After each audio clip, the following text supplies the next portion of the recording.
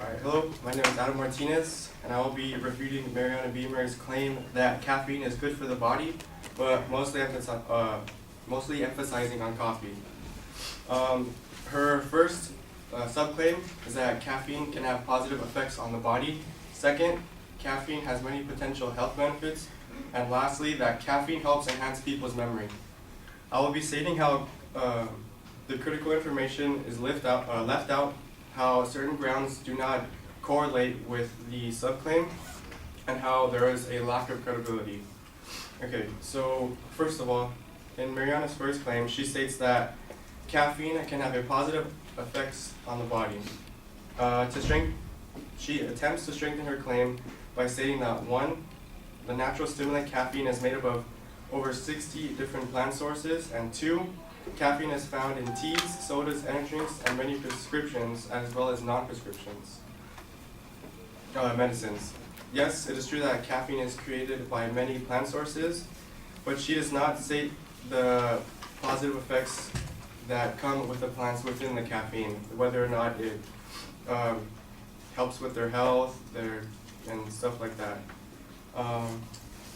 There is an assumption that the plants will benefit them, but not the statistical information and from an expert is provided.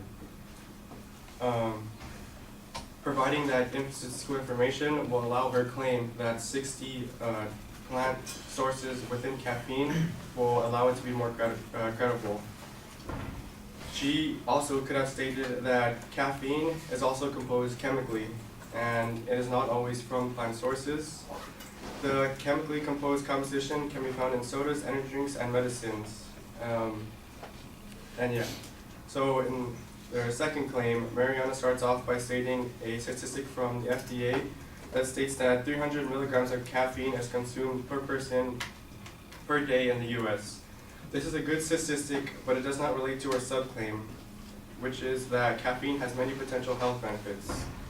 And 2 other grounds, she provides studies about how consuming 3 to 4 cups of coffee a day can reduce the chance of getting cancer, various forms of cancer, and how caffeine helps protect against 2 types of type 2 diabetes. She only states a study that suggests that these 2 claims, but does not provide who or when the claim was made. Stating the author and their credibility and the publication date would allow her grounds to be stronger and more credible.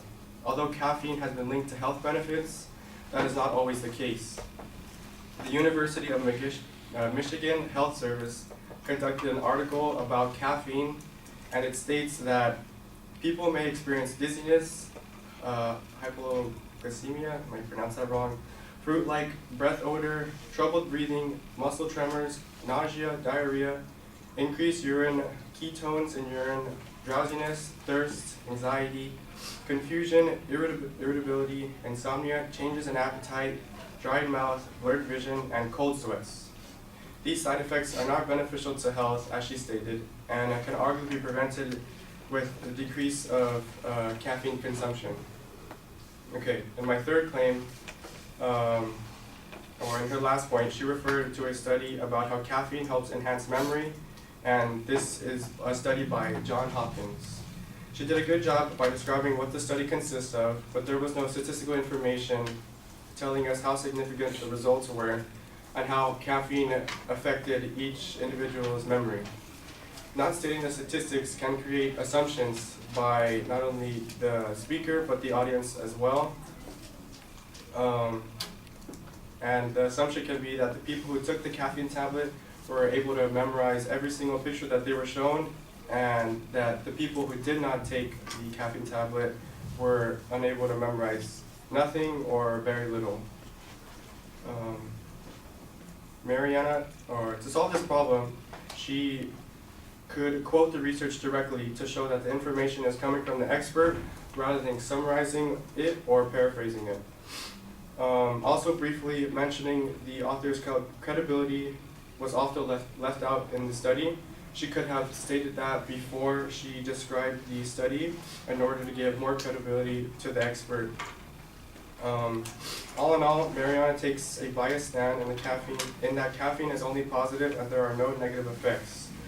Having a rebuttal that would have allowed her and the audience to see both negative and positive effects rather than a one-side view. She also does not go into depth about coffee and how it is good for the body. She states that she will be emphasizing on coffee in her main claim, but does not go into great depth throughout her speech. As I said before, there are important information left out. Some of the grounds do not correlate with the subclaim, and there is a lack of credibility with that weakened Mariana's speech. Thank you.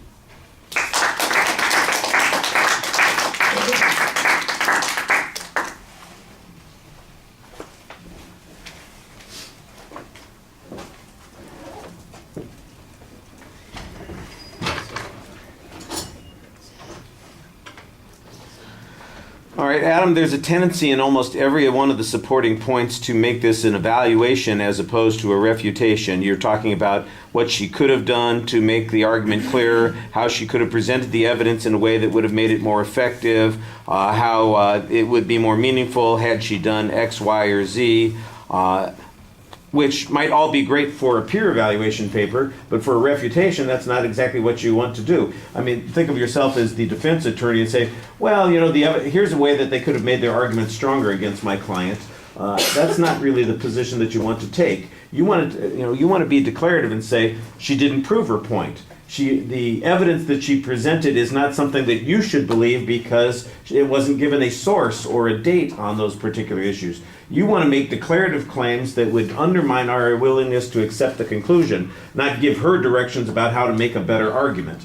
That's what a refutation does. And you have that tendency in all of the points. Now at the exit, I thought that you tried to turn that into more of a refutation by, suggesting that means that you couldn't really trust those results, but I think that that's more of an afterthought and it needs to be clearer in the argument. I did think that there were a couple of places where you did provide some interesting analysis on the reasoning that's being presented and the evidence that goes along. You suggest, for example, on the first point that the caffeine issue is misunderstood here. She talks about the positive effects on the body, and then you point out she doesn't have any evidence about positive effects on the body. It's just about where the caffeine comes from on that first point. So the supporting evidence is not relevant to the claim that's being presented there. That's a good point that you're making, that there's no evidence to support a benefit to the body. Later on, by the way, on the second point, when there is a discussion of what the potential benefits might be from coffee consumption, you come back with some negative consequences of consuming caffeine, and I think that that's a good counterclaim. And how we measure that against whatever his supposed benefits are, it's not clear. One of the other things I think you ought to point out is that her argument is about coffee consumption, not necessarily caffeine consumption, and the assumption that, and the belief then that the benefits result from consuming the caffeine is a problem because the evidence doesn't demonstrate that. The research talks about specifically coffee, and her argument isn't specifically just about coffee. She says especially coffee, but conflating the two, which is it? Is it about caffeine or is it about coffee consumption? And trying to get benefits from both, I think, is perhaps a little bit duplicitous. You've got multiple claims then in the proposition, and that's, I think, a little bit problematic. On the enhanced memory issue, you basically just kind of talk about, well, it's a little unclear as to what the study was about, and this is another place where you're offering some suggestions about how she could have improved the study. There's no counterclaim here.